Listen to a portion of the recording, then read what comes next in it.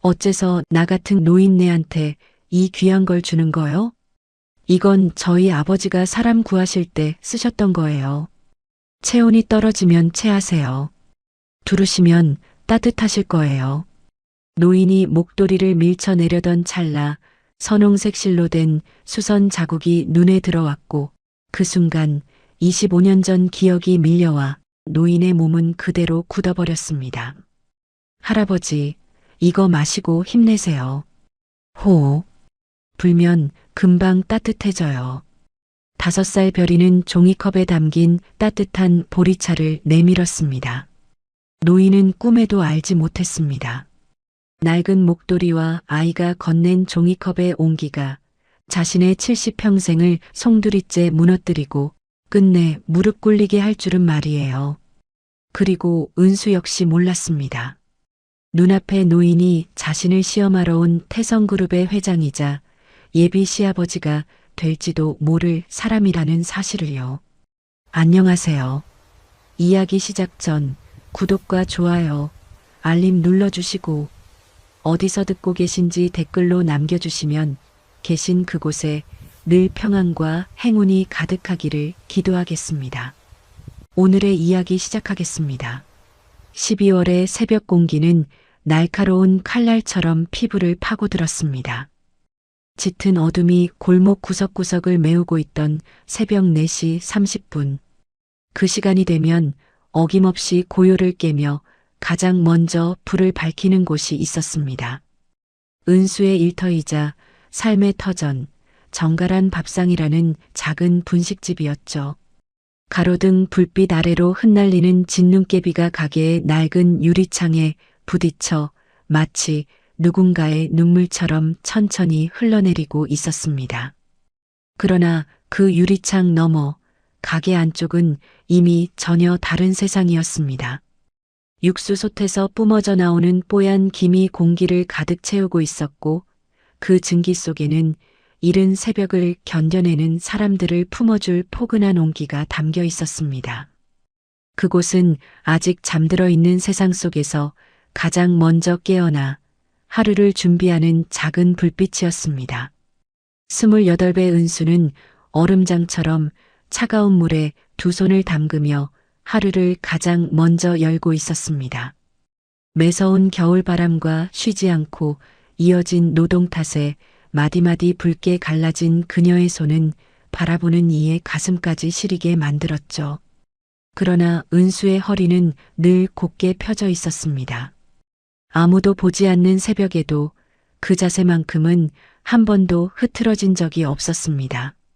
10평 남짓한 가게의 바닥은 먼지 하나 없이 정갈했고 작은 공간에는 주인의 숨결처럼 단정한 질서가 배어 있었습니다.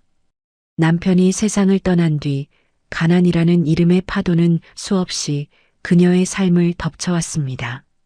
하지만 은수는 그 파도 앞에서도 삶에 대한 예의만큼은 내려놓지 않았습니다. 단정하게 여민 옷깃, 곱게 접힌 행주 하나까지도 그녀에게는 버텨내는 방식이자 삶을 대하는 태도였기 때문입니다. 은수는 가난하게 살았을지언정 결코 비천하게 살지는 않았습니다. 은수는 매일 아침 가게 앞 골목을 쓸며 하루를 시작했습니다. 길 위에 떨어진 깨진 유리 조각과 날카로운 돌멩이를 하나하나 허리를 굽혀 골라내는 일. 혹시라도 지나가는 누군가의 발에 상처 하나 남지 않기를 바라는 마음이었습니다. 그 조심스러운 손놀림은 그냥 만들어진 게 아니었습니다. 소방관이었던 친아버지는 생전 은수에게 늘 같은 말을 했습니다. 불길보다 무서운 건 사람들이 미처 보지 못한 작은 위험이라고. 그래서 그는 화재 현장이 아닌 날에도 늘 길을 살피며 걸었고 은수는 그 뒷모습을 보며 자랐습니다. 어린 시절부터 몸에 배어있는 그 습관은 이제 6년 전 화염 속으로 망설임 없이 뛰어들던 남편 이민호의 모습과 겹쳐 은수의 삶 속에 그대로 남아 있었습니다. 그녀가 골목을 쓸며 보내는 이 조용한 시간은 아버지에게서 남편으로, 남편에게서 다시 자신에게로 이어진 말 없는 기도와도 같았습니다. 가스레인지 위 육수 솥에서 구수한 멸치 향이 서서히 피어오르기 시작하면 은수는 가장 먼저 남편의 영정 사진 앞으로 향했습니다. 김이 모락모락 오르는 따뜻한 보리차 한 잔을 두 손으로 조심스레 내려놓으며 그녀는 나직이 속삭였습니다. 여보, 오늘도 우리 별이를 위해 잘 버텨볼게요. 사진 속 남편을 향한 그 목소리에는 슬픔보다 더 깊고 눈물보다 훨씬 단단한 세대를 건너 이어진 사랑의 결의가 고요히 서려 있었습니다. 그때였습니다. 가게 안쪽 작은 방에서 잠이 덜 깬 몽글한 목소리가 흘러나왔습니다. 엄마. 5살 딸 별이가 부스스한 머리로 문을 열고 나와 은수의 앞치마 자락을 꼭 붙잡았습니다. 은수는 얼른 찬물에 젖어 있던 손을 닦아 난로 곁에서 잠시 데운 뒤 아이의 통통한 볼을 두 손으로 감싸 주었습니다. 차가움 대신 따뜻한 엄마의 체온이 아이에게 먼저 전해질 수 있도록 별이는 고사리 같은 손으로 엄마의 붉게 터진 손등을 가만히 어루만지더니 조심스럽게 입을 모아 호 하고 숨을 불어넣어 주었습니다. 엄마 손 또 빨갛다. 내가 호해주면 이제 하나도 안 아플 거야. 그치? 그 맑고 순수한 위로 앞에서 은수는 잠시 말을 잃었습니다. 대답 대신 그녀는 아이를 가만히 끌어안았습니다. 아무 말 없이도 서로의 체온만으로 세상의 추위를 견뎌낼 수 있다는 것을 이미 알고 있는 사람들처럼요. 별이는 엄마의 품에 고개를 깊이 파묻은 채 세상에서 가장 환한 미소로 은수의 고단한 아침을 조용히 씻어내주고 있었습니다. 아이의 숨결에서는 갓 구운 빵처럼 달콤하고 포근한 냄새가 났고 은수는 그 냄새를 가만히 들이마시며 마음속으로 생각했습니다. 이 아이의 숨결이야말로 자신이 매일 새벽 아무 말 없이 다시 일어설 수 있는 유일한 이유라고. 그날 오전 가게 문을 열자마자 요란한 기척과 함께 건물주 오해란이 들이닥쳤습니다. 화려한 털코트 자락을 거칠게 휘날리며 그녀는 재개발 동의서를 은수의 눈앞에 거의 내던지듯 들이밀었죠. 언제까지 이런 냄새나는 가게에 매달려 있을 거야? 당장 도장 찍고 나가란 말이야. 오해란의 입에서 쏟아져 나온 천박한 독설은 은수가 새벽부터 가난이라는 무게를 하나하나 털어내며 겨우 지켜온 아침의 평화를 단숨에 짓밟아 버렸습니다. 가게 안의 공기가 순식간에 탁해졌지만 은수의 표정만큼은 흐트러지지 않았습니다. 그녀는 잠시 숨을 고른 뒤 차분하게 입을 열었습니다. 제 도장 하나에 길바닥으로 나앉게 될 동네 어르신들이 계십니다. 잠깐의 침묵 후 은수는 다시 말했습니다. 제 개인의 욕심을 채우려고 이웃의 눈물을 모른 척할 수는 없어요.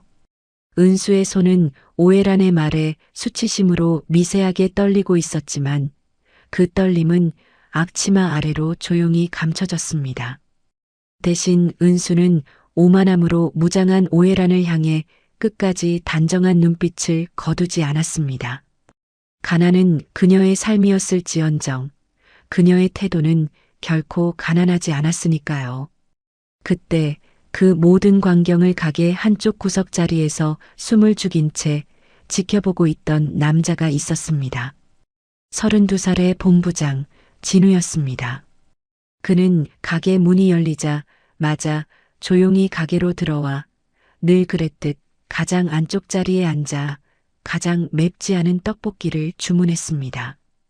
그저 배를 채우기 위해서가 아니라 이 가게의 하루가 어떤 표정으로 시작되는지를 조금 더 가까이에서 보고 싶었기 때문이었죠.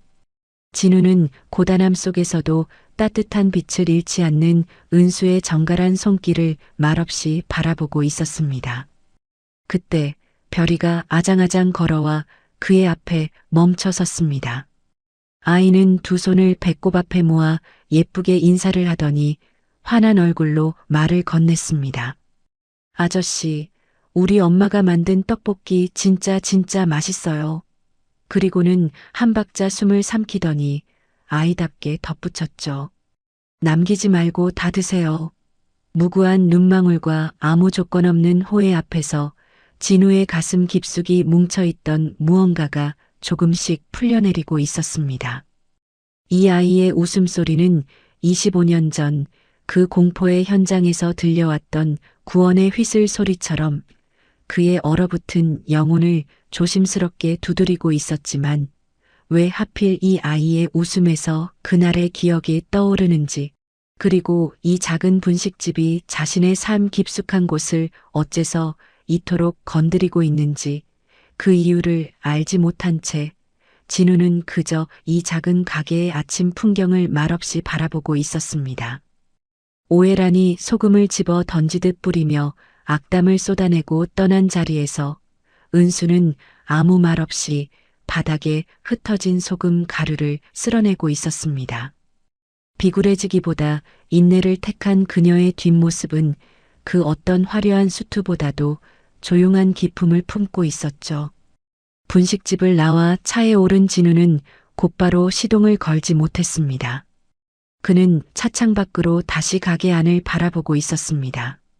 소금 가루를 말끔히 쓸어낸 은수가 아무 일도 없었다는 듯 앞치마를 여미고 다시 육수솥 앞에 서는 그 순간까지를요. 왜 자신의 마음이 이 짧은 장면 하나에 붙들려 있는지 그 이유를 알지 못한 채로 진우는 무의식적으로 지난 25년 동안 단 한순간도 몸에서 떼어놓지 않았던 낡은 은색 휘슬을 손안에서 천천히 굴리고 있었습니다. 그 시각 차가운 겨울바람이 좁은 골목을 거칠게 훑고 지나가며 낡은 간판을 덜컥거리게 흔들었습니다. 마치 곧 다가올 더 큰 운명의 폭풍을 미리 알리기라도 하듯이 말이에요. 집으로 돌아오는 차 안에서 진우는 자신에게 묻고 또 물었습니다. 왜 저 여인의 뒷모습에서는 쉽게 지워지지 않는 그리움의 향기가 남아있는지, 그리고 왜 어린아이의 눈빛 하나가 자신의 마음을 그 깊은 바닥부터 흔들어 놓는지 말이었습니다. 어둠이 짙어질수록 골목의 추위는 더 매서워졌지만 정갈한 밥상의 불빛이 사라진 자리에 남아있던 온기는 진우의 가슴 한켠에 좀처럼 꺼지지 않을 작은 불씨 하나를 조용히 지펴놓고 있었습니다. 그 불씨가 어디로 향하게 될지, 무엇을 태우고 무엇을 밝혀낼지 아직 그는 알지 못했습니다. 다만 분명한 것은 그날 이후 진우의 삶은 자신도 예상하지 못한 방향으로 조용히, 그러나 되돌릴 수 없이 움직이기 시작했다는 사실이었습니다. 그리고 그 작은 불씨는 누구도 예상하지 못한 거대한 운명의 실타래를 하나씩 풀어가기 시작합니다. 진우가 이 낡은 골목, 그리고 은수의 작은 분식집을 처음 드나들기 시작한 것은 정확히 한 달 전의 일이었습니다. 재개발 사업의 총책임자로서 현장 답사를 나온 그는 가장 먼저 철거해야 할 타겟이 된 이 오래된 건물을 아무런 감정도 담지 않은 차가운 눈빛으로 바라보고 있었죠. 그에게 이곳은 사람이 사는 공간이 아니라 숫자와 일정으로만 환산되는 정리 대상에 불과했습니다. 하지만 그날 예고 없이 쏟아진 소나기가 모든 계획을 잠시 멈춰 세웠습니다. 진우는 빗줄기를 피해 무심코 처마 아래로 몸을 옮겼고 그 순간 주방 안쪽에서 흘러나오는 은수의 나직한 노랫소리와 보글보글 끓어오르는 육수의 향기가 그의 발걸음을 붙잡았습니다. 차가운 계산으로만 움직이던 시간이 그 지점에서 잠시 멈춰 선 듯했죠. 진우는 자신도 모르게 한 발짝 더 다가서 있었습니다. 그때까지 그는 알지 못했습니다.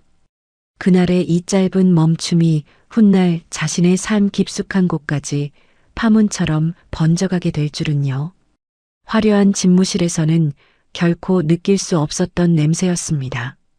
25년 전 큰 불이 지나간 뒤에도 모두가 살아 돌아왔던 그 집, 불길은 사라졌지만 그날 이후 어린 진우에게는 말로는 설명할 수 없는 변화가 조금씩 스며들기 시작했습니다. 웃음은 줄어들고 말수는 점점 적어졌으며 따뜻해야 할 식탁의 온기마저 서서히 식어가던 시간들. 진우의 기억 속에 남아있던 그 시절의 냄새는 불이 아니라 무너지기 시작한 삶의 잔향이었습니다. 그리고 바로 지금 은수의 작은 분식집에서 풍겨오던 그 온기가 그 오래된 기억을 조용히 건드리고 있었던 것이에요.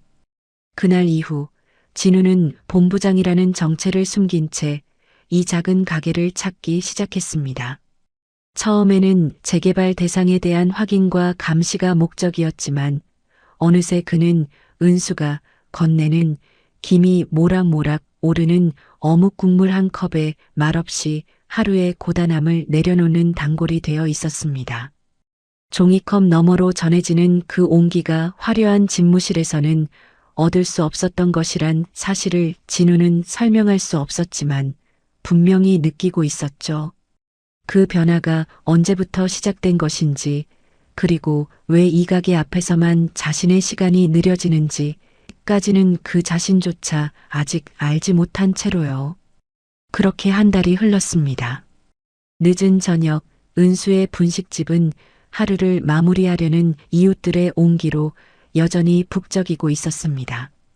김이 오른 냄비 옆에서 분주하지만 흐트러짐 없는 은수의 정갈한 뒷모습, 그리고 그 곁에서 작은 손으로 젓가락을 꼭 쥔 채 묵묵히 식탁을 지키는 5살 별이의 모습. 가게 한쪽 구석 자리에는 오늘도 어김없이 진우가 앉아 그 모든 풍경을 말없이 바라보고 있었습니다. 마치 그 자리가 어느 날 갑자기 생긴 자리가 아니라 아주 오래전부터 그를 기다리고 있었던 자리인 것처럼요. 그때였습니다. 주방에서 바쁘게 움직이던 은수가 잠시 배달 그릇을 챙기러 나간 사이 불 위에 올려두었던 육수 솥의 국물이 끓어 넘치고 말았습니다. 치익하는 소리와 함께 가스불이 꺼지며 매캐한 연기가 순식간에 주방을 가득 채웠죠. 그 찰나의 연기와 냄새는 진우에게 평생을 피해 달아나고 싶었던 괴물이 되어 단숨에 덮쳐왔습니다. 6년 전 어머니를 집어삼켰던 그 태성 호텔 화재 현장의 화마가 눈앞에 다시 살아난 것만 같았어요. 진우의 동공이 풀리고 숨은 제멋대로 끊어졌고 심장은 터질 듯이 미친 속도로 요동치기 시작했습니다. 눈앞은 온통 뿌연 연기뿐 그는 다시 불길 한가운데에 서 있었던 거예요. 그때였습니다. 가게 문이 급하게 열리며 은수가 뛰어들어왔습니다. 식은땀을 흘리며 연기 속에 주저앉아 있는 진우를 본 순간 그녀는 한순간의 망설임도 없이 달려갔습니다. 은수는 바닥에 주저앉은 진우의 곁에 무릎을 꿇고 앉아 차가운 물수건으로 그의 이마에서 흐르는 땀을 닦아주며 말했어요. 저기요, 저를 보세요. 제 눈을 똑바로 보셔야 해요. 지금 숨을 깊게 내뱉으세요. 잠시 숨을 고른 뒤 은수는 더 또렷하게 덧붙였습니다. 여기는 불길 속이 아니에요. 당신은 지금 불길 속이 아니라 가장 안전한 곳에 있습니다. 은수의 나직하지만 단호한 목소리가 진우의 귓가를 또렷하게 파고들었습니다. 그녀는 그저 위로의 말을 건네는 것이 아니었습니다. 남편 이민호가 생전에 입버릇처럼 되뇌던 소방관의 생존 호흡법을 지금 이 순간 진우에게 정확히 유도하고 있었던 것이에요. 들이마시고 잠시 멈췄다가 천천히 끝까지 내쉬는 호흡. 그 리듬을 따라가듯 진우의 가쁜 숨이 조금씩 정리를 되찾기 시작했습니다. 그리고 그때 은수의 침착하면서도 따뜻한 눈빛이 진우의 기억 속 깊은 곳과 맞닿았습니다. 25년 전 불길 속에서 겁에 질린 어린 진우를 끌어안으며 괜찮다, 숨부터 쉬어라 라고 말해주던 한 남자. 은인 강한수. 지금 그의 눈앞에 있는 은수의 시선은 그날 자신을 구해주던 그 사람의 눈빛과 기묘할 만큼 닮아 있었습니다. 그 겹쳐진 시선 속에서 진우는 비로소 불길이 아닌 현실의 바닥을 다시 밟고 서게 되었습니다. 은수의 부축을 받으며 가게 안쪽의 조그만 골방으로 안내된 진우는 겨우 가라앉은 숨을 고르며 방 안을 천천히 둘러보았습니다.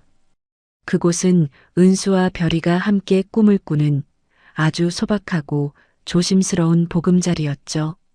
낡았지만 말끔히 정리된 이불, 벽에 걸린 아이의 그림 한 장, 그리고 방 한 구석, 정갈하게 마련된 작은 상위에서 진우의 시선이 멈춰 섰습니다. 빛이 바랜 흑백 사진 한 장, 그 옆에 마치 재단처럼 정중히 놓인 은색의 작은 기념패. 진우의 시선이 한 발짝 다가갔습니다. 그러나 더 이상 움직이지 못했습니다. 굳이 손을 뻗지 않아도 글자는 너무도 선명하게 보였기 때문입니다. 태성그룹 호텔 화재 순직 기념패, 그리고 그 아래 또렷하게 새겨진 이름 하나. 소방관 이민호. 그 순간 진우의 시간은 멈춰 섰습니다. 25년 전 화재 이후 6년 전 또 한 번의 화재를 겪은 진우였어요. 불길 속에서 진우 자신을 먼저 밖으로 밀어내고 다시 불길 속으로 되돌아갔던 사람.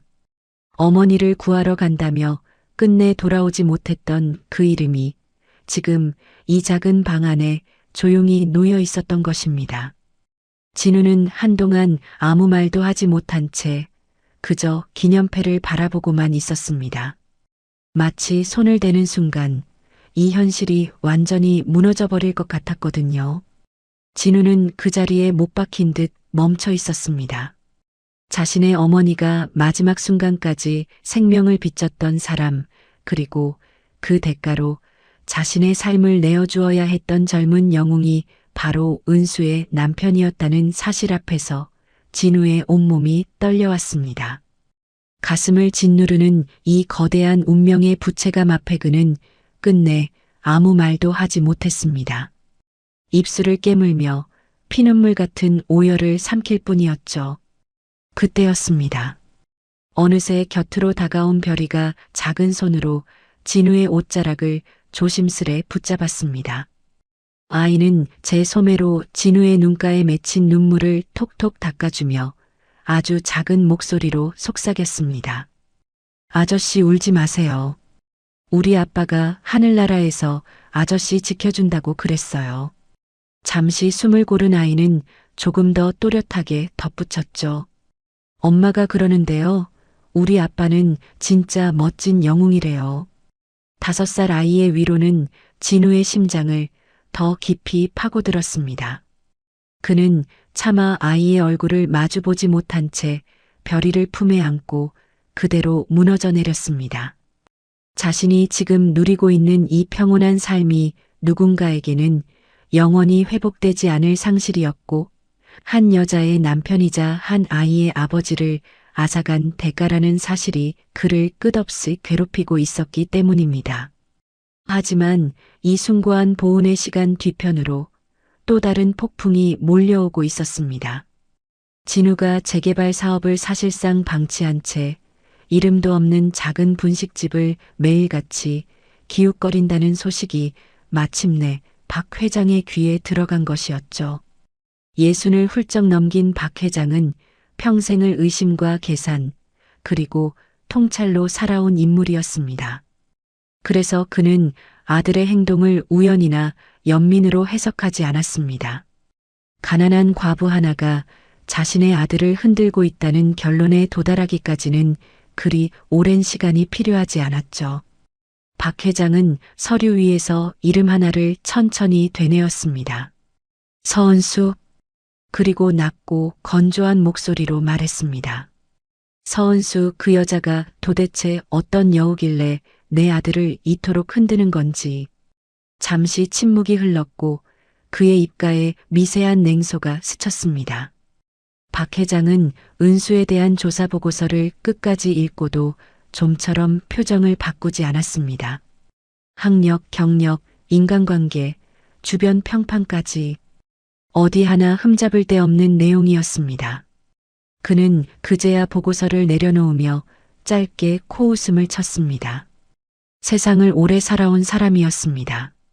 그에게 흠집 없는 인간이란 존재하지 않는 개념이었으니까요. 이상할 만큼 깨끗하군.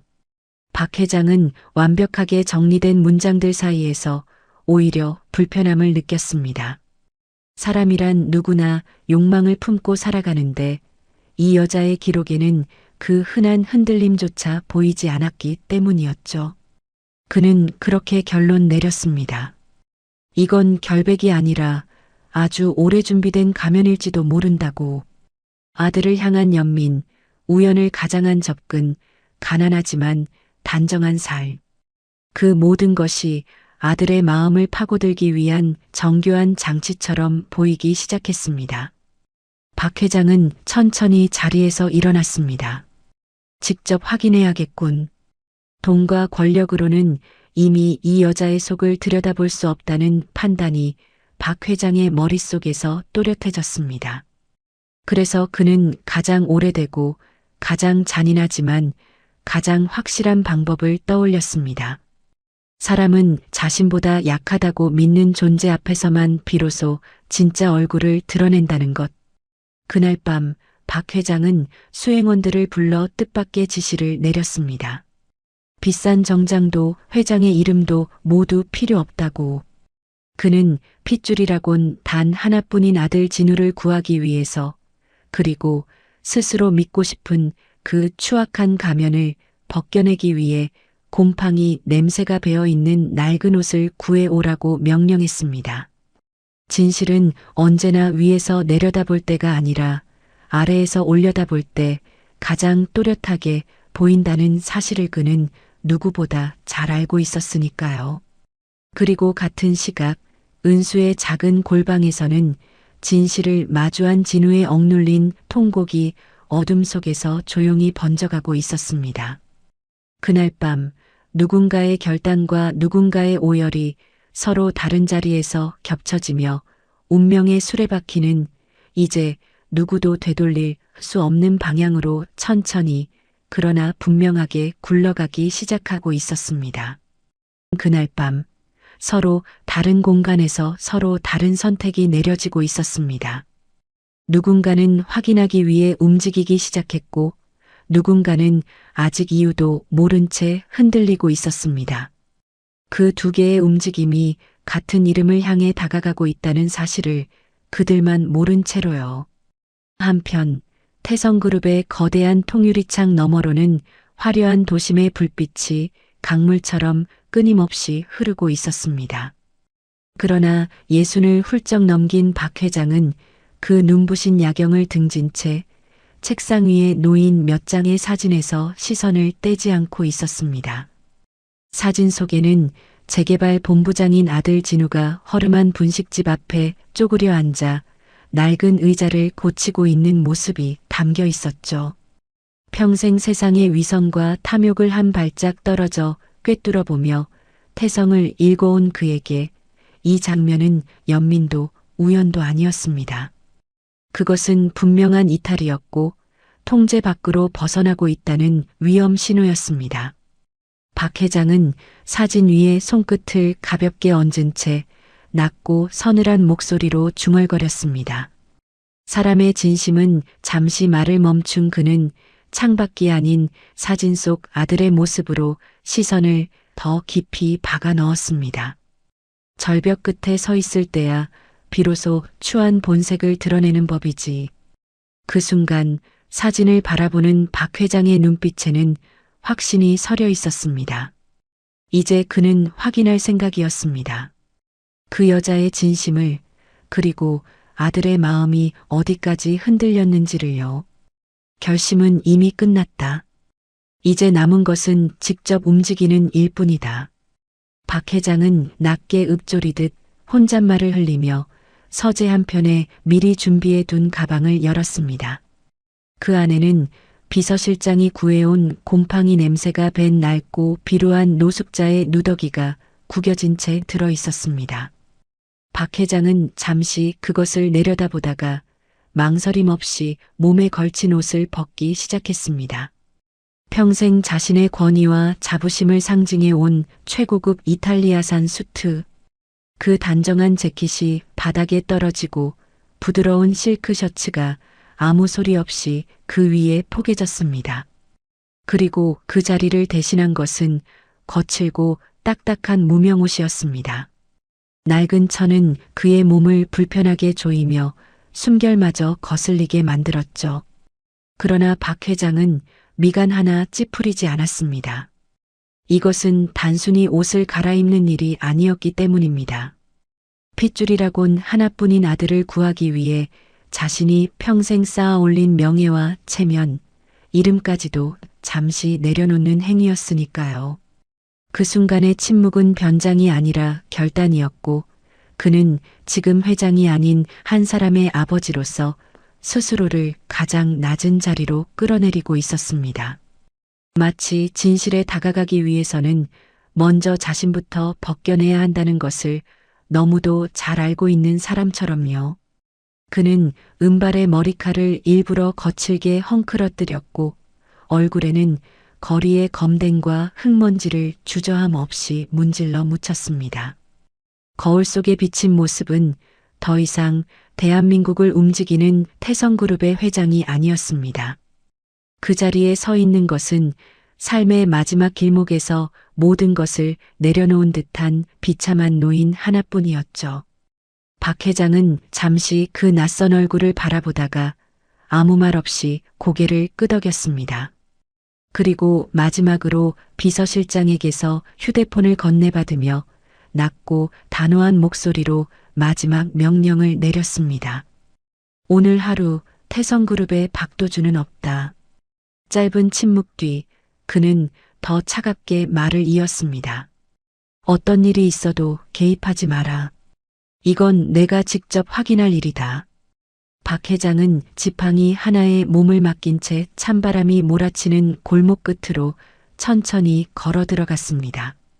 비틀거리는 걸음걸이는 계산된 연기였지만 누더기 아래에서 빛나는 그의 눈빛만큼은 아들을 사로잡았다는 여우를 꼭 가려내겠다는 분명한 이유가 살아 있었습니다.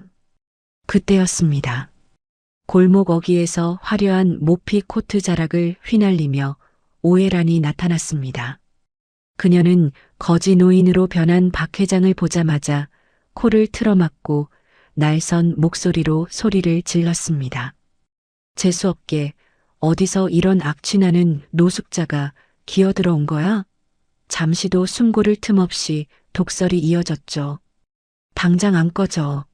그녀의 손에서 뿌려진 소금 가루가 박 회장의 낡은 외투 위로 하얗게 흩날렸습니다.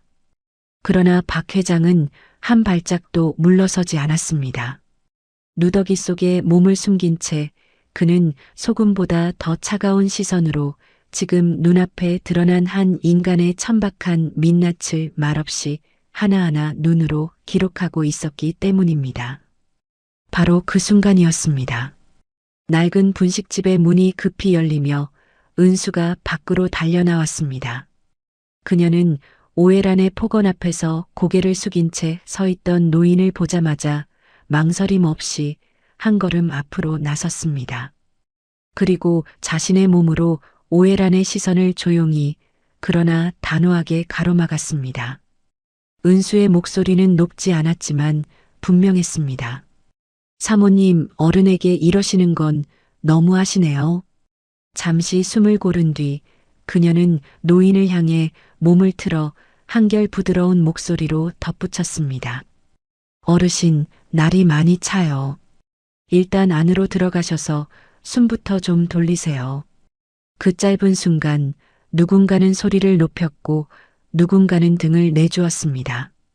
그리고 그 선택 하나로 운명의 수레바퀴는 분명히 다른 방향으로 갈리기 시작하고 있었습니다. 은수의 붉게 터진 손이 박 회장의 거칠고 마른 손을 포근하게 감싸주었습니다.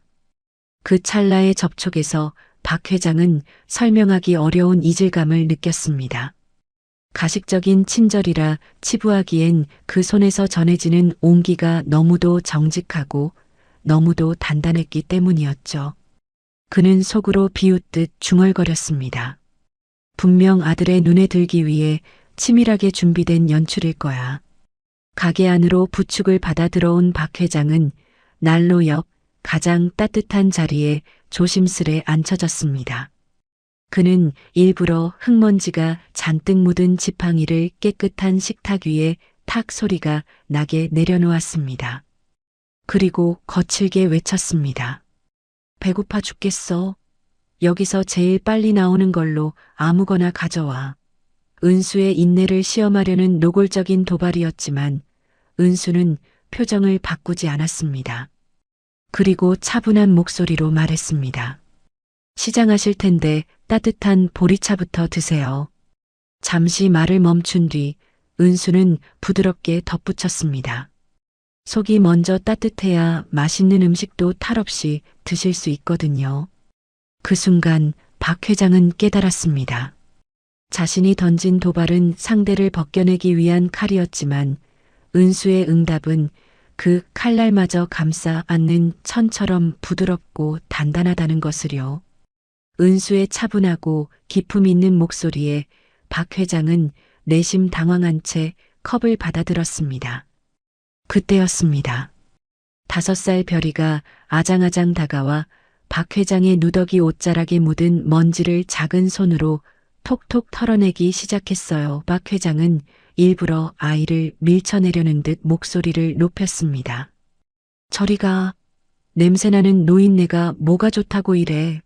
그러나 별이는 겁먹은 기색 하나 없이 제 주머니 속을 뒤적이더니 꼬질꼬질해진 작은 종이 하나를 꺼냈습니다.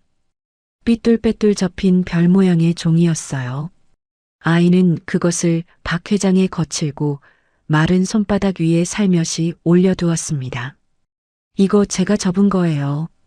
별이는 잠시 생각하다가 아이답게 덧붙였습니다. 가지고 있으면 따뜻해져요. 그리고 아주 작게 할아버지. 춥지 않게요. 그 순진무구한 말 한마디가 박 회장의 가슴을 쿡 찔러왔습니다. 그는 순간 자신도 모르게 속마음을 흘리고 말았습니다. 참 예쁘게도 생겼구나. 저런 아이가 내 진짜 손녀라면 얼마나 좋을까. 튀어나온 그 위험한 진심에 박 회장은 스스로 놀라 급히 고개를 숙였습니다. 그리고 다시 본연의 차가운 눈빛으로 돌아왔습니다. 그때 주방에서 은수가 정성껏 육수를 담아내며 고개를 숙여 말했습니다. 어르신, 저희 아이가 혼자 지내다 보니 그래요, 죄송합니다. 잠시 숨을 고른 뒤 그녀는 변함없는 목소리로 덧붙였습니다. 따뜻하게 떡국 끓여올 테니 조금만 기다려주세요. 그 말은 사과 같아 보였지만 그보다 먼저 사람을 안심시키는 따뜻한 약속처럼 들렸습니다. 박 회장은 누더기 아래로 휴대폰을 꽉 쥔 채 주방 안쪽에서 오가는 은수의 움직임을 숨죽여 지켜보고 있었습니다. 저 여자의 이 비현실적인 따스함이 과연 언제까지 버틸 수 있을지, 돈이라는 거대한 절벽 앞에서 언제쯤가 추악한 본색을 드러내게 될지 그는 냉정하게 계산하고 있었죠. 진눈깨비가 창가를 조용히 두드리는 고요한 가게 안. 박 회장은 손안에 쥔 별이가 건네준 종이별을 차마 내던지지 못한 채 묘한 긴장과 함께 은수의 떡국이 나오기를 말없이 기다리고 있었습니다. 의심은 여전히 선명했지만 그 의심 한가운데에 아이의 손에서 전해진 작고 따뜻한 온기 하나가 그의 판단을 아주 미세하게 흔들고 있다는 사실만은 부인할 수 없었습니다. 창밖의 진눈깨비는 어느새 거센 눈발로 바뀌어 분식집의 낡은 지붕 위를 하얗게 덮어가고 있었습니다. 가게 안의 공기는 보글보글 끓는 육수 김으로 몽글몽글해졌지만 구석 자리에 앉아 은수를 시험하는 박 회장의 주변만큼은 유독 허늘한 긴장감이 감돌고 있었죠. 박 회장은 은수가 내온 정갈한 떡국을 앞에 두고 일부러 수저를 탁자에 탁 소리나게 내려놓았습니다. 이런 걸 먹으라고 내온 건가? 국물이 다 식어버렸잖아. 사람 차별하는 것도 아니고 말이야. 차갑게 내뱉는 그 무례한 트집은 은수의 인내심을 갉아먹으려는 날 선 칼날과도 같았습니다. 하지만 은수는 그 섯을 퍼런 태도 앞에서도 미동조차 하지 않았습니다. 오히려 노인의 낡은 옷소매 사이로 드러난 마른 손목이 추위에 파르르 떨리는 것을 보고 잠시 고개를 끄덕였을 뿐이었죠. 은수는 가게 안쪽 벽에 소중히 걸어두었던 낡은 청색 목도리를 조심스레 내려 노인의 어깨 위에 둘러주었습니다. 체온이 떨어지면 체하세요. 그리고 담담하게 덧붙였습니다. 이건 저희 친정아버지가 생전에 아끼시던 거예요. 두르시면 따뜻하실 거예요. 박 회장은 무심코 목도리를 밀쳐내려다 그대로 손을 멈췄습니다. 목도리 끝자락 투박하게 수놓인 선홍색 실의 수선 자국이 눈에 들어온 순간이었죠. 삐뚤빼뚤하게 덧대어진 그 빨간 수선 자국을 보는 찰나 박 회장의 몸이 벼락을 맞은 듯 굳어버렸습니다. 25년 전 백화점이 무너져 내리던 현장이 머릿속에서 파노라마처럼 펼쳐졌습니다. 쏟아지는 잔해와 매캐한 연기 속에서 정신을 잃어가던 자신의 코와 입을 가려주던 그 목도리의 촉감, 그리고 소방관의 등에 엎여 탈출하는 내내 희미해지는 의식을 붙잡아주던 그 상징적인 빨간색 실뭉치로 덧댄 수선 자국의 기억. 지금 그의 어깨 위에 얹힌 이 목도리는 그날의 온기와 그날의 생존을 너무도 정확하게 되살리고 있었습니다. 그 순간 박 회장은 처음으로 자신이 던졌던 시험이 누군가의 진심 앞에서 조용히 무너지고 있다는 사실과 설명할 수 없는 어떤 운명이 이미 자신을 향해 다가오고 있음을 느끼며 당황스러움을 감추지 못했습니다. 박 회장은 떨리는 손으로 그 낡은 수선 자국을 조심스레 어루만지며 순간 숨을 멈췄습니다. 목도리에서 배어나오는 낡은 소나무 향과 흙내음이 섞인 그리운 채취가 심장을 깊숙이 눌러왔기 때문이었죠. 마치 잊고 지냈던 시간이 한꺼번에 되살아난 것처럼 바로 그때였습니다. 건물주 오해란이 다시 가게 문을 거칠게 열고 들어와 소란을 피우기 시작한 것은요. 이봐 은수 씨, 이런 노숙자 비위나 맞추고 있으니까 인생이 안 풀리는 거야. 날선 목소리가 가게 안을 가로질렀습니다. 당장 내쫓으란 말이야. 천박한 일갈이 공기를 찢고 지나갔지만 은수는 한치도 물러서지 않았습니다. 그녀는 허리를 곧게 세운 채 차분하고 단호하게 말했습니다. 사모님, 제 가게에 발을 들인 분은 누구든 제 귀한 손님입니다. 그리고 목도리를 바라보며 조금 더 또렷한 목소리로 덧붙였습니다. 이 목도리는 제 아버지가 사람을 구하실 때 쓰셨던 물건이에요. 이 어르신이 따뜻하게 쓰시는 게 당연한 일이에요. 그 말 한마디에 박 회장의 세계가 조용히 무너졌습니다. 누더기 속에서 그는 형언할 수 없는 충격과 경외심을 동시에 느꼈습니다. 자신이 여우라 단정하고 밀어내려 했던 이 여인이 사실은 25년 전 자신의 일가족을 사선에서 건져 올린 은인 강한수의 딸이었다는 사실 앞에서 그는 끝내 아무 말도 할 수 없었죠. 박 회장은 의도적으로 떡국 그릇을 비스듬히 밀었습니다. 맑은 국물이 바닥으로 흘러내렸지만 그 행동은 은수를 괴롭히기 위함이 아니라 차오르는 눈물을 들키지 않기 위한 마지막 발악이었습니다. 그러나 은수는 조금도 당황하지 않았습니다. 그녀는 말없이 바닥에 쏟아진 국물을 닦아내기 위해 카운터 옆에 세워두었던 낡은 수첩을 한쪽으로 옮겼습니다. 그 수첩은 매일의 장사 기록과 외상값을 적어두던 은수가 늘 곁에 두고 다니던 것이었죠. 은수가 수첩을 치워두고 행주를 집어드는 순간 수첩과 함께 수첩 사이에 오래도록 끼워두었던 낡은 사진 한 장이 바닥으로 툭 하고 떨어졌습니다. 은수는 수첩은 집어들었지만 사진은 미처 알아차리지 못한 채 다시 고개를 숙여 바닥을 닦는데 집중하고 있었습니다. 박 회장은 말없이 몸을 돌려 가게를 나서려 했습니다. 그때 은수가 조용히 그를 불러 세웠습니다. 어르신. 박 회장이 돌아보자 은수는 구겨진 지폐 한 장을 그의 손에 살며시 쥐어주었습니다. 오늘은 찜질방 가서 주무세요. 잠시 머뭇거리던 노인의 시선을 피하지 않은 채 은수는 담담하게 말을 이었습니다. 밖에서 주무시기엔 날이 너무 춥잖아요. 오늘은 따뜻하게 주무세요.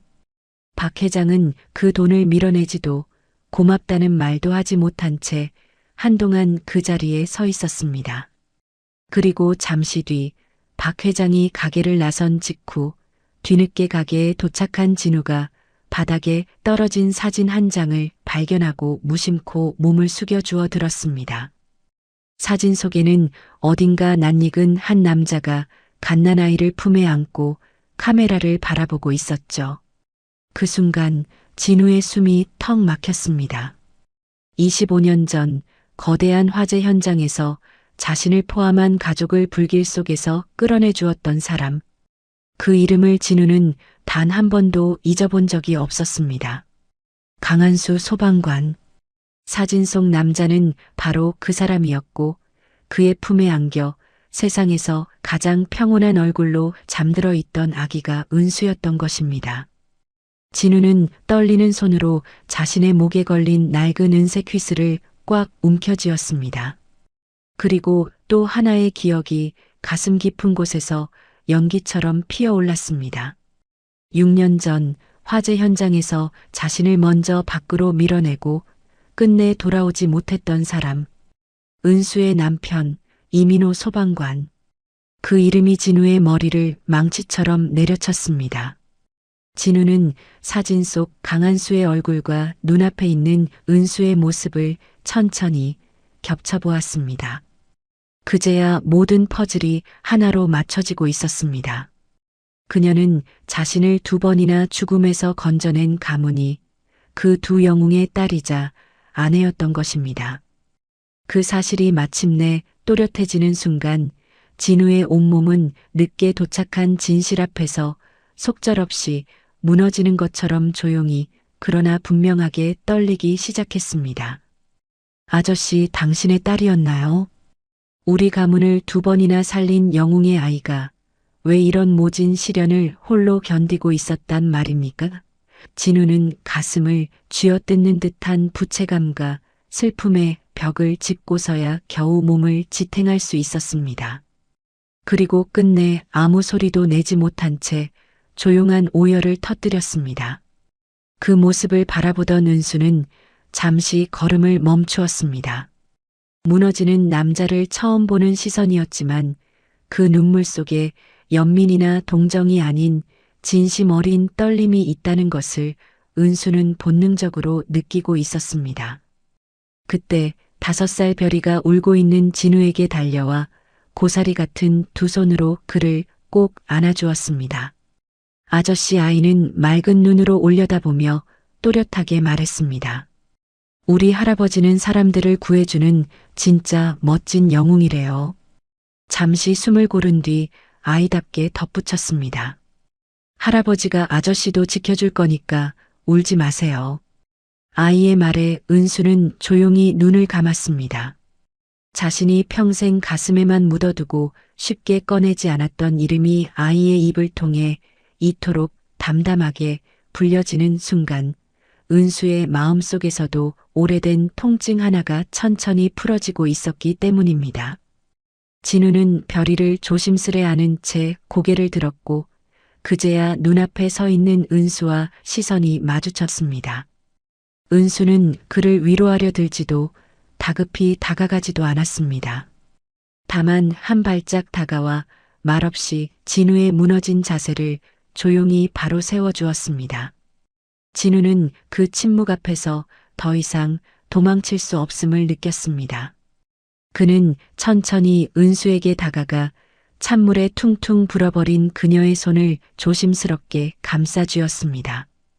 은수는 순간 손을 빼지 않았지만 그렇다고 기댈 마음도 내주지는 않았습니다. 그 손길을 받아들일지 말지를 스스로 선택하려는 짧은 망설임이 있었을 뿐이었죠. 은수 진우의 목소리는 감정이 아닌 결심에 가까웠습니다. 이제 당신을 혼자 두지 않겠습니다. 당신이 이렇게 지켜온 삶과 같이 누군가의 희생 위에 버텨온 이 자리를 이제는 제가 함께 지키겠습니다. 은수는 한참 동안 그 말을 바라보다가 아주 낮은 목소리로 답했습니다. 지켜온 건 제가 아니라 사람들이에요. 그리고 그녀는 손을 빼지 않은 채 조용히 덧붙였습니다. 함께라면 그건 안 될 말이에요. 그 시각 골목 어귀의 어둠 속에서 모든 광경을 지켜본 박 회장은 은수가 건네주었던 구겨진 만원권 지폐와 목도리에 남아있던 붉은 실자국을 번갈아 내려다보고 있었습니다. 그의 가슴을 파고든 것은 분노가 아니라 부끄러움이었습니다. 은인의 딸을 거지의 모습으로 시험하려 했던 자신의 오만함 앞에서 그는 끝내 고개를 떨구고 말았습니다. 그 시각 골목 입구의 어둠 속에 몸을 숨긴 그는 떨리는 손으로 휴대폰을 꺼내 들었습니다. 잠시 망설임 끝에 비서실장의 번호를 누른 뒤 낮고 단호한 목소리로 말했습니다. 지금 당장 이 골목의 모든 재개발 계획을 전면 백지화해라. 짧은 침묵 뒤 그의 목소리는 더 차갑게 가라앉았습니다. 그리고 오해란이라는 여자가 저지른 모든 일을 남김없이 조사해. 단 한 치의 자비도 필요 없다. 통화가 끊기자 박 회장은 휴대폰을 쥔 채 한동안 그 자리에 서 있었습니다. 분노와 후회, 그리고 너무 늦게 깨달은 은혜에 대한 뜨거운 감정이 뒤섞여 그의 눈가를 적시고 있었기 때문입니다. 은백색 눈이 조용히 쏟아지는 골목의 밤 아래에서 끊어질 듯 이어져 오던 25년의 인연은 그렇게 다시 아무도 모르게 뜨겁게 타오르기 시작하고 있었습니다. 분식집 밖의 진눈깨비는 어느새 폭풍처럼 휘몰아치며 세상을 하얀 침묵 속에 가두고 있었습니다. 그러나 그 침묵은 정갈한 밥상의 낡은 유리문이 비명 같은 파열음을 내며 박살나듯 열리는 순간 단숨에 산산조각이 나고 말았습니다. 문을 밀어젖히고 들어온 것은 오해란이 고용한 사채업자들이었습니다. 그들의 입에서 쏟아지는 거친 욕설과 함께 가게 안의 공기는 순식간에 다른 성질로 변해버렸습니다. 정갈하게 닦여있던 테이블은 구둣발에 걷어차여 비틀거렸고 은수가 새벽부터 정성으로 끓여내던 육수 솥은 거칠게 엎어지며 바닥 위로 뜨거운 김과 국물을 쏟아냈습니다. 방금 전까지 사람들의 온기로 채워져 있던 공간은 한순간에 공포와 폭력의 냄새가 뒤섞인 아수라장으로 변해버렸습니다. 구석자리에 누더기를 걸친 채 앉아있던 박 회장은 그 참혹한 광경을 떨리는 눈으로 지켜보고 있었습니다. 사채업자 하나가 은수의 가냘픈 어깨를 거칠게 움켜쥐더니 바닥으로 내팽개치듯 밀어 넘어뜨렸습니다. 이어 장부 하나를 그녀의 눈앞에 무자비하게 내던졌죠. 펼쳐진 장부 속에는 박 회장이 감히 상상조차 하지 못했던 피눈물 같은 진실이 빼곡히 적혀 있었습니다.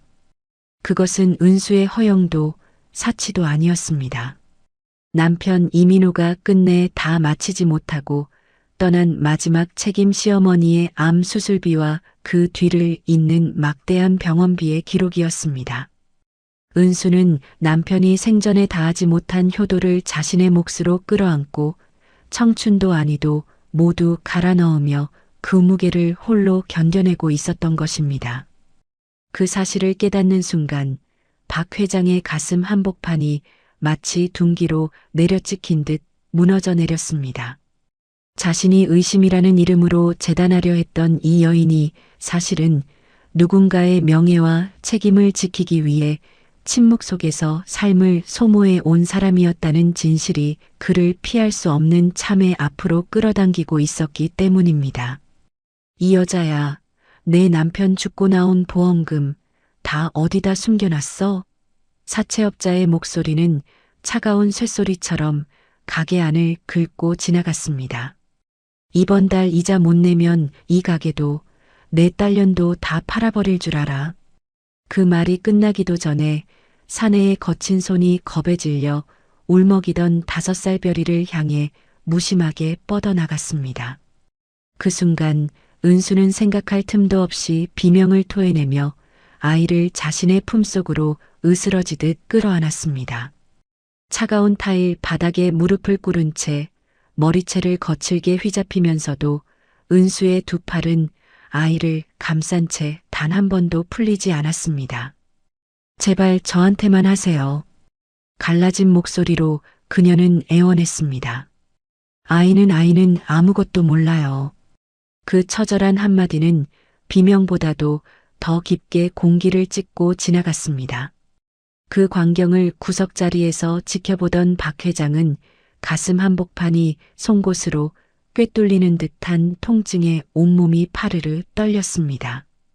자신이 여우 같은 여자라며 의심하고 시험하려 했던 이 여인이 사실은 영웅의 이름을 더럽히지 않기 위해 지옥 같은 현실을 단 한 번도 소리내지 않고 견뎌온 사람이었다는 사실이 그의 눈앞에서 피할 수 없는 진실로 드러나고 있었기 때문입니다.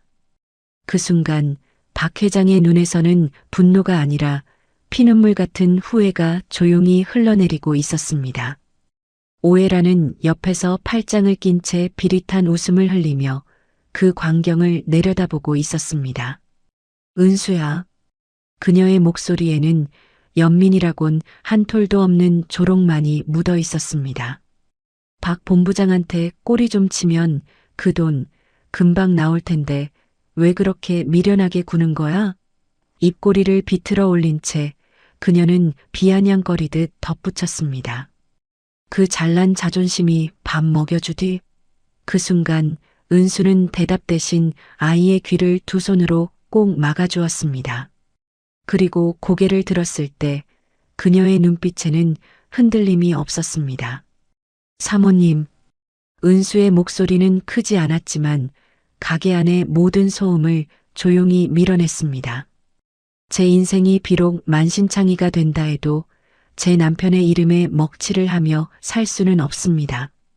잠시 숨을 고른 뒤 그녀는 아이를 끌어안은 채 또렷하게 말을 이었습니다. 저는 우리 민호 씨의 아내입니다. 그 한마디는 사채업자들의 고함보다도 오해란의 독설보다도 훨씬 더 깊고 묵직하게 박 회장의 가슴을 후려쳤습니다. 그것은 절규가 아니라 끝까지 내려놓지 않은 존엄의 선언이었기 때문입니다. 용역들이 은수의 머리 위로 쓰레기통을 들어 올리며 마지막 모욕을 가하려던 바로 그 찰나였습니다. 그때 구석에서 죽은 듯 고개를 떨군 채 앉아있던 거지 노인이 지팡이로 바닥을 쾅 하고 내리쳤습니다. 둔탁한 소리가 가게 안을 울리자 모든 움직임이 순간 멈춰섰습니다. 노인은 천천히 그러나 조금의 흔들림도 없이 자리에서 일어났습니다. 당장 그 더러운 손을 멈춰라. 낮고 거친 목소리가 공기를 가르며 가게 안을 눌렀습니다.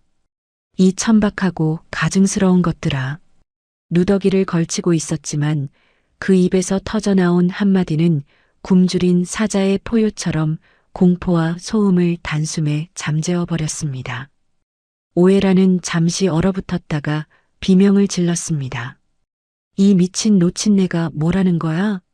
저 할아범부터 끌어내. 그러나 그 말이 끝나기도 전에 노인은 거추장스러운 누더기 외투를 미련 없이 벗어 던졌습니다. 바닥에 떨어진 누더기 아래로 칼날처럼 빳빳한 와이셔츠와 단숨에 공기를 바꾸는 범접할 수 없는 위험이 드러났습니다. 그제야 그는 더 이상 거지가 아니었습니다. 박 회장은 주머니에서 휴대폰을 꺼내 단축번호 하나를 눌렀습니다. 그리고 수화기 너머로 누구도 들어본 적 없는 서슬퍼런 목소리로 명령을 내렸습니다. 지금 당장 들어와. 짧은 정적 뒤 그의 눈빛이 바닥에 쓰러진 이들을 꿰뚫었습니다. 이곳에 있는 모든 짐승들을 단 한 놈도 그대로 돌려보내지 마라. 그 말이 떨어진 순간 이 싸움은 이미 끝나 있었습니다. 명령이 떨어지기가 무섭게 골목 끝에서부터 타이어가 아스팔트를 긁는 날카로운 마찰음이 폭풍처럼 몰려왔습니다. 곧이어 수십 대의 검은 세단이 눈보라를 가르며 분식집을 완전히 에워쌌습니다. 문이 열리고 닫히는 소리, 짧고 절제된 발걸음이 이어진 뒤 검은 옷을 입은 경호원들이 유리창을 깨뜨릴 듯한 기세로 가게 안으로 들이닥쳤습니다. 그들은 더 이상 고함도 경고도 하지 않았습니다. 사채업자들은 저항할 틈조차 없이 차가운 바닥 위로 하나둘 제압되었습니다. 그제야 이 소란이 싸움이 아니라 종결이라는 사실이 가게 안에 선명해졌습니다. 잠시 뒤 정장을 말끔히 차려입은 비서실장이 숨가쁘게 달려와 박 회장 앞에 무릎을 꿇었습니다. 회장님, 너무 늦게 모셨습니다. 고개를 깊이 숙인 채 그는 떨리는 목소리로 다시 한번 말했습니다. 송구합니다. 그 순간 박 회장의 정체를 알아본 오해란과 사채업자들은 숨이 멎은 사람처럼 얼어붙었습니다. 얼굴에서 핏기가 빠지고 눈동자에는 도망칠 길을 잃은 공포만이 고여 있었습니다. 그러나 박 회장은 그들을 돌아보지 않았습니다. 그는 천천히 손바닥을 펴 별이가 조금 전 건네주었던 작은 알사탕을 조심스럽게 올려다보았습니다. 그리고 바닥에 쓰러진 은수를 향해 비틀거리듯 한 걸음씩 다가갔습니다. 그의 움직임에는 재벌 회장의 위엄도 권위도 없었습니다. 오직 뒤늦게 죄를 깨달은 한 인간의 무거운 발걸음만이 남아있었을 뿐입니다. 박 회장은 마침내 은수 앞에 천천히 무릎을 꿇었습니다. 그는 더 이상 거물이 아니었습니다. 은인 앞에 선 죄인이었고 아이 앞에 선 부끄러운 어른이었습니다. 서은수 양박 회장의 목소리는 끝내 말을 잇지 못하고 중간에서 한번 꺾였습니다. 내가 정말 죽일 놈일세. 그는 고개를 들지 못한 채 떨리는 숨으로 겨우 말을 이어갔습니다. 영웅의 아내를, 내 아들을 살린 자네를 나는 의심이라는 칼로 또 한 번 베었구나. 미안하네, 정말 미안하네. 그의 눈에서 참아왔던 뜨거운 눈물이 한 방울, 또 한 방울 은수의 상처난 손등 위로 조용히 떨어졌습니다. 그 순간 뒤늦게 가게 안으로 뛰어들어온 진우가 은수를 조심스럽게 부축해 일으켜 세웠습니다. 박 회장은 그제야 고개를 돌려 겁에 질려 굳어있던 별이를 바라보았습니다. 그는 천천히 아이를 품에 안으며 낮고 떨리는 목소리로 속삭였습니다. 걱정 마라, 아가야. 이제는 내 아버지가 지키려 했던 세상을 이 할아버지가 끝까지 지켜주마. 차디찬 진눈깨비가 쉼없이 쏟아지던 밤, 박 회장은 오해란과 사채업자들을 향해 아무 말 없이 서늘한 눈빛을 보냈습니다. 그 시선은 분노가 아니라 돌이킬 수 없는 판결에 가까웠습니다. 그것은 태성그룹이라는 거대한 제국이 처음으로 권력이 아닌 양심의 이름으로 내리는 가장 처절한 심판의 시작이었습니다. 그리고 그 밤 은수의 눈물과 박 회장의 참회가 뒤섞인 작은 분식집 안에는 끊어질 듯 이어져 온 25년의 진실이 마침내 제자리를 찾은 듯 그 어느 때보다 조용하고도 강렬한 빛으로 타오르고 있었습니다. 폭풍처럼 휘몰아치던 아수라장이 지나간 뒤 정갈한 밥상의 낡은 공간에는 무겁고도 뜨거운 정적이 내려앉아 있었습니다. 부서진 의자와 엎질러진 떡국 그릇들 사이에서 박 회장은 은수가 조심스레 둘러주었던 빨간 실로 수선된 목도리를 떨리는 손으로 움켜쥐고 있었습니다. 그의 눈동자에는 마치 25년 전 지옥처럼 무너져 내리던 백화점 붕괴 현장의 불길이 다시 비친 듯 했습니다. 잿빛 연기와 비명 속에서 자신의 생명을 붙잡아 주던 그 따뜻한 촉감, 그리고 끝까지 놓지 못했던 그 붉은 실의 기억이 되살아나고 있었던 것이죠. 서은수 양박 회장의 목소리는 한번 꺾여 나왔습니다. 이 목도리 말일세. 잠시 숨을 고른 뒤 그는 마치 진실을 확인하기가 두렵다는 듯 조심스럽게 물었습니다. 아까 자네가 말한 강한수 소방관이 정말 자네 아버지가 맞는 건가? 그 갈라진 목소리에 은수는 무슨 뜻인지 정확히 알지 못한 채 젖은 눈으로 고개를 끄덕였습니다. 네, 어르신. 은수의 목소리는 차분했고 과장도 없었습니다. 제 아버지는 평생을 남의 목숨을 구하는 일에 바치셨던 분이셨어요. 그녀는 잠시 말을 멈췄다가 마치 오래된 사실을 담담히 꺼내듯 이어서 말했습니다. 25년 전 큰 사고 현장에서 마지막 한 사람까지 다 구해내고 돌아가셨을 때도 이 목도리만은 끝까지 손에 쥐고 계셨다고 들었습니다. 그 담담한 고백이 가게 안을 울리는 순간 박 회장은 더 이상 버티지 못한 채 무너져 내리듯 바닥에 무릎을 꿇고 말았습니다. 그것은 권력의 붕괴가 아니라 25년 동안 미처 갚지 못한 은혜 앞에 선한 인간의 완전한 항복이었습니다. 바로 그때였습니다. 곁에서 숨죽인 채 이 모든 진실을 지켜보고 있던 진우가 조심스럽게 주머니에 손을 넣었습니다. 그의 손끝에서 오래도록 몸의 일부처럼 간직해온 낡은 은색 휘슬이 모습을 드러냈습니다. 25년 전 무너져 내리던 잔해와 연기 속에서 한 소방관이 겁에 질린 어린 진우의 목에 이 휘슬을 걸어주며 나직하게 약속했었습니다. 이 소리를 불면 반드시 내가 너를 찾으러 오마. 그 약속은 진우의 생명을 붙잡아 주었던 단 하나의 희망이었고 지금까지도 그가 단 한순간도 놓지 못한 생명의 증표였습니다. 진우는 떨리는 손으로 휘슬을 들어 은수의 눈앞에 내밀었습니다. 그리고 더 이상 숨길 수 없다는 듯 피눈물 섞인 고백을 천천히 쏟아냈습니다. 은수 씨, 이 휘슬을 제 목에 걸어주셨던 그분이 숨을 삼킨 뒤 그는 끝내 말을 이었습니다. 제 목숨을 대신해 불길 속에 남으셨던 그 소방관 아저씨가 당신의 아버님이셨습니다. 진우의 목소리는 이미 울음에 잠겨 있었습니다. 당신의 아버지 강한수 소방관께서 우리 가족 모두를 살려주셨고, 그리고 그는 잠시 고개를 숙였다가 다시 은수를 바라보았습니다. 6년 전 당신의 남편 이민호가 다시 한번 저와 제 어머니를 지켜주었습니다. 그 말이 끝나는 순간 25년의 시간과 6년의 비극, 그리고 지금 이 순간이 하나의 진실로 겹쳐지며 가게 안의 공기를 조용히 뒤흔들고 있었습니다. 그것은 우연이 아니라 두 번의 희생으로 이어진 운명의 약속이었기 때문입니다. 은수는 진우의 손에 쥐어진 그 낡은 은색 휘슬과 자신이 오랫동안 간직해 온 아버지의 유품이 조금의 어간남도 없이 하나로 맞물리는 순간을 눈앞에서 보았습니다. 그 찰나 은수의 몸은 벼락을 맞은 듯 그 자리에 그대로 굳어버렸습니다. 숨도 말도 눈물조차 즉시 따라오지 못한 채 시간만이 멈춘 듯 흘렀습니다.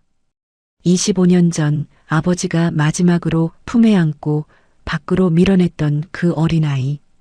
그 아이가 바로 지금 눈앞에 서 있는 진우였다는 사실이 마침내 하나의 진실로 이어지고 있었던 것입니다.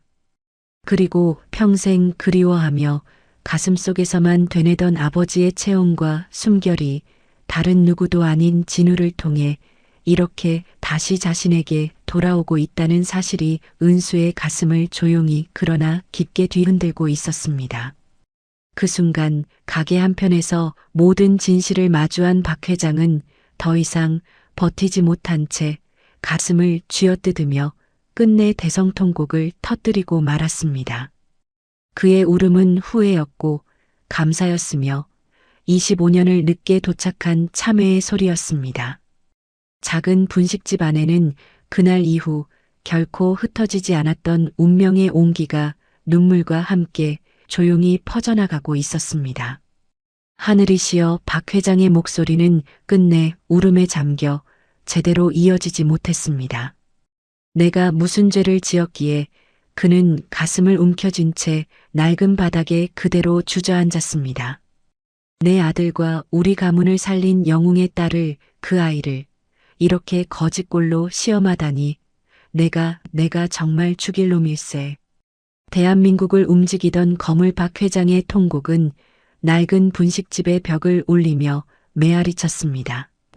그것은 분노의 울음이 아니라 은인의 핏줄을 의심하고 모욕했던 자신의 오만함을 비로소 직면한 한 인간의 참회였습니다. 그는 주먹으로 바닥을 쳐대며 고개를 들지 못했습니다. 그때였습니다. 울음에 잠긴 노인에게 5살 별이가 조심스레 다가왔습니다. 아이는 젖은 손으로 노인의 축축해진 뺨을 자신의 옷소매로 톡톡 두드리듯 닦아주었습니다. 그리고 아까 주머니 속에 소중히 넣어두었던 알사탕 하나를 꺼내 그의 굳은 손바닥 위에 살며시 올려두었습니다. 할아버지 별이는 고개를 기울인 채 아이답게 그러나 또렷하게 말했습니다. 울지 마세요. 우리 아빠랑 우리 할아버지는 영웅이라서 하늘나라에서도 다 이해해 주신대요.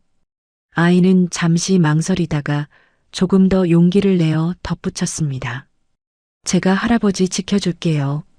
제가 할아버지 손녀 해줄게요. 그러니까 울지 마세요. 그 순간 박 회장의 얼어붙어 있던 영혼이 마침내 조용히 녹아내렸습니다. 그는 별이를 품에 끌어안고 아이의 작은 어깨에 얼굴을 묻은 채 끝내 울음을 터뜨렸습니다. 내 손녀 쉰 목소리로 그는 몇 번이고 되뇌었습니다. 그래, 내가 내 진짜 손녀다. 그리고 떨리는 손으로 아이를 꼭 안은 채 낮게 그러나 분명하게 약속했습니다. 이 할아버지가 내 아빠와 내 할아버지가 지키려 했던 이 세상을 이제는 내 발밑에 가장 안전하고 가장 예쁘게 깔아주마. 박 회장은 별이를 안은 채 고개를 들어 은수를 바라보았습니다. 그 눈빛에는 권위도 명령도 없었습니다. 오직 평생 갚아야 할 은혜 앞에서 비로소 무릎 꿇은 한 인간의 숭고한 맹세만이 고요히 담겨 있었습니다. 은수는 자신을 기만했던 박 회장에 대한 원망보다 남편과 아버지의 명예가 가장 높은 곳에 있는 이의 입을 통해 세상 앞에 증명되었다는 사실에 가슴 벅찬 감동을 느끼고 있었습니다. 그녀는 박 회장의 거친 손을 맞잡으며 품격 있게 말했습니다. 어르신, 저희 아버님도 남편도 두 분이 무사하신 것만으로도 하늘에서 행복해 하실 거예요. 그러니 더 이상 스스로를 책망하지 마세요. 은수의 이 성녀 같은 용서는 박 회장으로 하여금 돈으로는 결코 살 수 없는 인간의 위험이 무엇인지 다시금 깨닫게 해주었습니다. 진우는 은수의 곁에 나란히 서서 그녀의 어깨를 단단히 감싸 안았습니다. 이제는 숨지 마세요, 은수. 당신의 가족들이 지킨 이 세상을 당신과 별이가 마음껏 누리며 살 수 있도록 제가 평생의 방패가 되겠습니다. 진우의 눈빛엔 이제 한 점의 의심도 없는 숭고한 사랑의 결의가 서려 있었죠. 박 회장은 다시 휴대폰을 들어 검찰총장에게 직접 전화를 걸었습니다. 그의 목소리엔 이제 거물로서의 서슬 퍼런 위험이 가득 담겨 있었어요. 오해랑과 그 밑의 용역들, 단 한 명도 빠짐없이 사회에서 영원히 격리하게. 그들이 저지른 모든 죄를 낱낱이 파헤쳐서 자비 없는 대가를 치르게 할 것이네. 내가 직접 지켜볼 테니 말이야. 분식집 밖에는 여전히 눈발이 날리고 있었지만 가게 안은 25년과 6년이라는 긴 시간을 관통해온 거대한 운명적 사랑의 온기로 가득 채워지고 있었습니다. 은수는 남편의 유품과 아버지의 목도리를 소중히 가슴에 품으며 이제는 더 이상 두렵지 않은 세상을 향해 고개를 들었습니다. 어두운 터널 같았던 그녀의 인생에 드디어 가장 찬란하고 따뜻한 빛이 스며들기 시작하고 있었답니다. 폭풍이 지나간 다음 날 아침, 차갑던 골목길은 유례없는 긴장과 경악으로 가득 차 있었습니다. 건물주 오해란의 호화로운 빌라 전면에는 불법 용도 변경 및 사기 혐의에 따른 압류 딱지가 선명하게 붙어 있었죠. 평생 남을 짓밟으며 탐욕을 채워왔던 그녀의 제국이 박 회장의 단 한마디에 신기루처럼 무너져 내린 것이었습니다. 시장 상인들에게 갈취했던 권리금과 부당이득들은 박 회장이 선임한 변호인단에 의해 남김없이 환수되었고 이는 곧 고통받던 이웃들에게 따뜻한 위로금이 되어 돌아갔던 말입니다. 은수를 괴롭히던 사채업자들 역시 예외는 아니었습니다. 그들은 박 회장의 서슬 퍼런 추궁 앞에 비굴하게 무릎을 꿇은 채 그동안 은수에게 뜯어갔던 부당한 이자들을 수십 배로 토해내야 했어요. 그들이 채웠던 수갑 소리는 골목 사람들에게 그 어떤 음악보다 통쾌한 카타르시스를 선사하고 있었습니다. 하지만 이 완벽한 응징의 현장에서도 은수는 승리자의 오만을 보이지 않았습니다. 그녀는 오히려 쑥대밭이 된 가게를 정갈하게 정리하며 상처 입은 이웃들의 손을 일일이 맞잡아 위로하고 있었던 것이죠.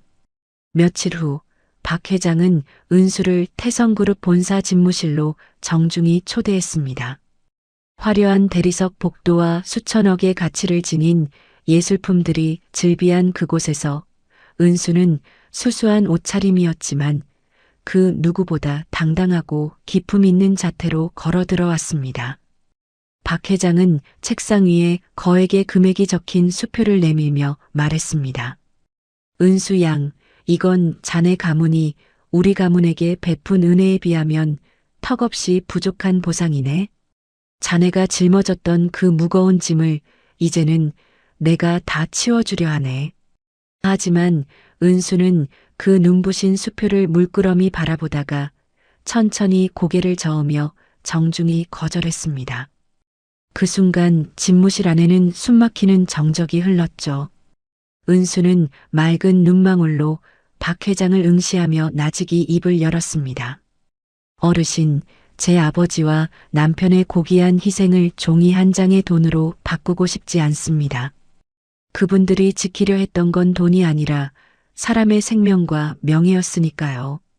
저는 그분들의 아내이자 딸로서 그 명예를 온전히 지키며 살고 싶습니다.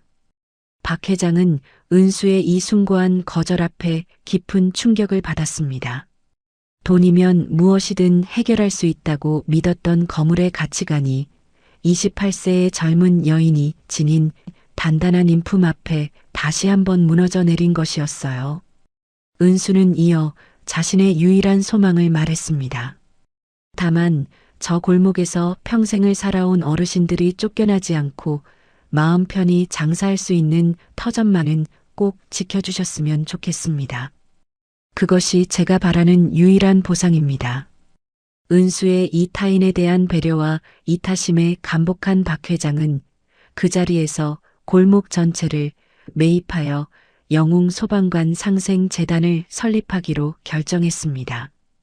그곳은 이제 재개발의 위협이 없는 상인들의 영원한 보금자리이자 은수 남편과 아버지의 숭고한 넋을 기리는 장학사업의 거점이 된 말이죠.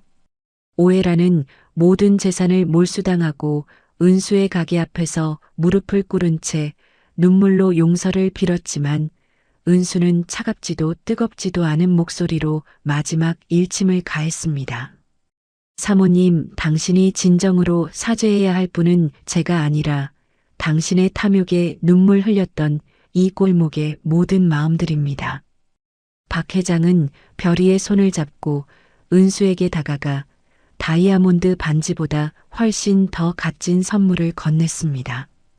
그것은 소방관 가족의 자부심을 상징하는 세밀하게 세공된 순금 휘슬 팔찌였습니다. 박 회장은 은수의 가느다란 손목에 팔찌를 직접 채워주며 뜨거운 약속을 전했습니다. 이건 우리 태성이 자네 가문에게 드리는 영원한 신의의 증표일세. 자네가 힘들 때 언제든 이 휘슬을 불면 나 박도준과 태성 전체가 자네의 뒤를 지키는 방패가 되겠네. 별이는 회장님의 무릎 위에 앉아 고사리 같은 손으로 박 회장의 넥타이를 만지며 천진하게 웃고 있었습니다. 박 회장은 그런 별이를 보며 세상에서 가장 무장해제된 할아버지의 미소를 짓고 있었죠. 할아버지, 우리 엄마 이제 안 울어요? 별이의 한마디에 박 회장은 아이를 꽉 껴안으며 속삭였습니다. 그래, 이제 할아버지가 너희 엄마를 세상에서 가장 행복한 사람으로 만들어줄 거란다. 은수는 남편과 아버지의 영정사진 앞에 나란히 서서 가슴 속에 응어리졌던 마지막 슬픔을 눈물로 씻어냈습니다. 진우는 그런 은수의 곁에서 그녀의 손을 단단히 맞잡으며 이제는 죄책감이 아닌 찬란한 사랑으로 채워질 미래를 약속하고 있었어요. 차갑고 시렸던 겨울이 가고 은수의 터진 손등 위로 새살이 돋아나듯 그녀의 인생에도 드디어 찬란하고 눈부신 계절이 찾아오고 있었답니다. 역사를 애던 삭풍이 물러간 자리에는 어느새 연분홍빛 벚꽃잎들이 눈송이처럼 흩날리고 있었습니다.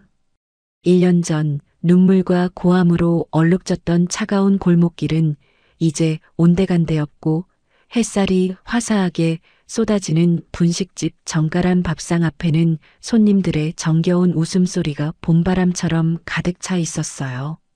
재개발의 칼날 대신 상생의 꽃이 핀 이 골목은 이제 도시의 가장 낮은 곳을 밝히는 가장 따뜻한 등불이 되어 있었습니다.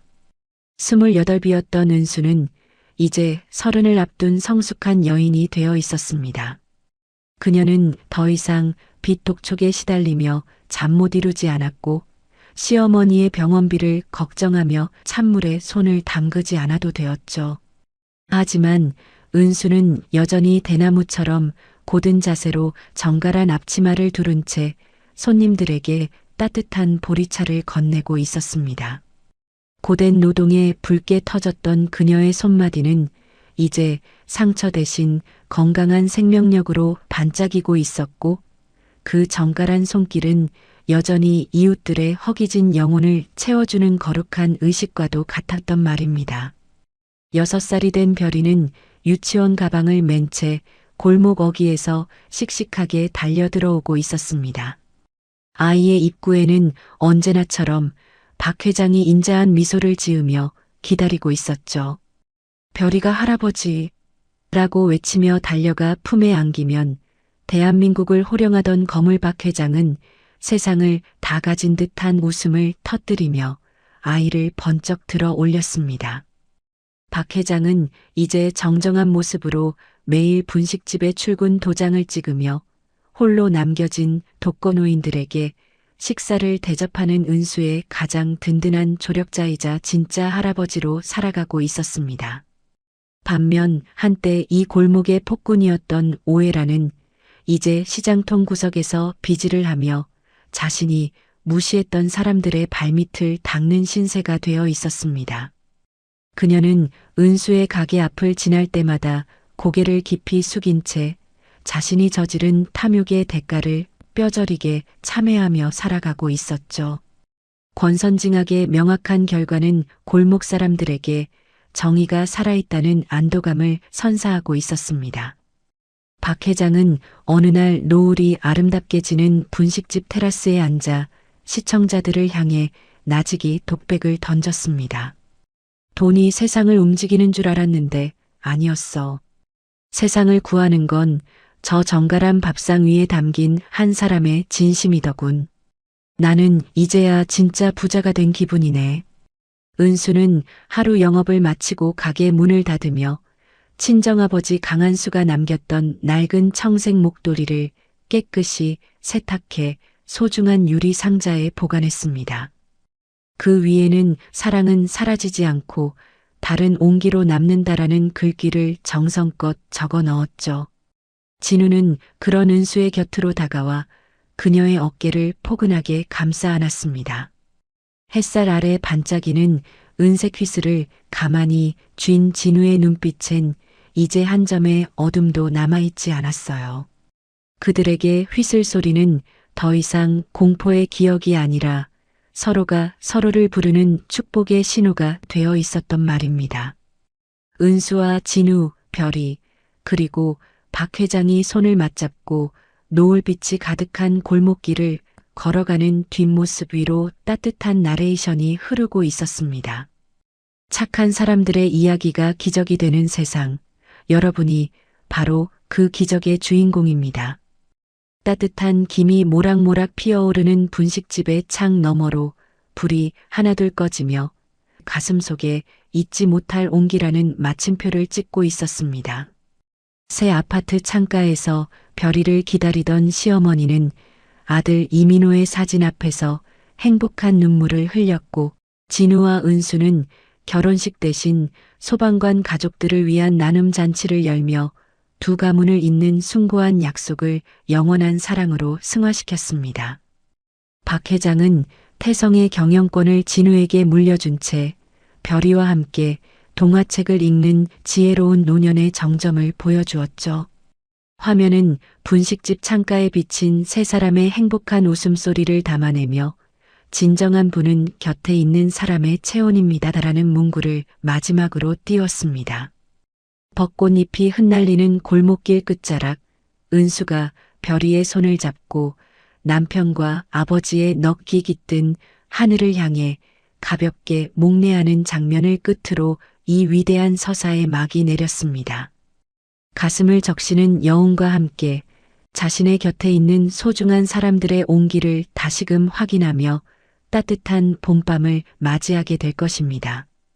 낡은 목도리 하나, 아이 손에 쥔 종이컵 하나가 한 사람의 인생을 바꾸는 데는 그리 오랜 시간이 필요하지 않았습니다.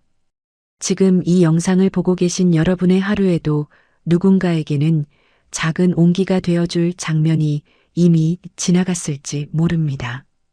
끝까지 함께 해주셔서 감사합니다.